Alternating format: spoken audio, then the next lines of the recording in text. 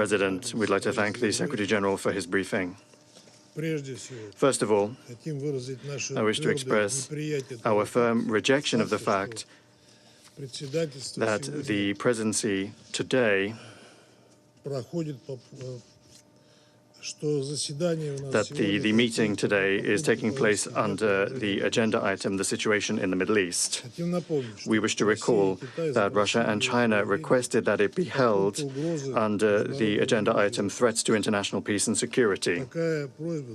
That request was also contained in the relevant letter.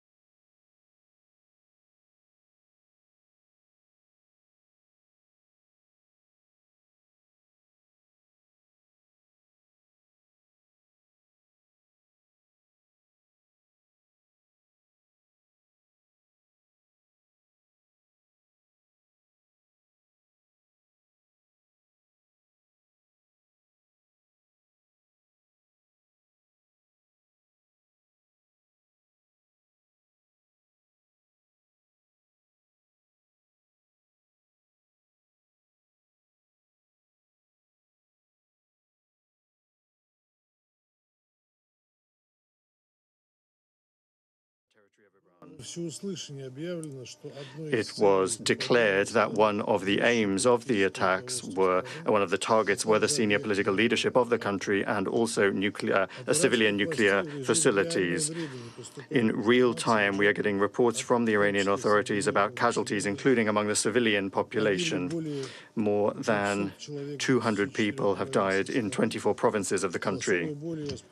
We were particularly aggrieved to learn of the strike on a girls' school in Minab, where it is reported that 85 children were killed.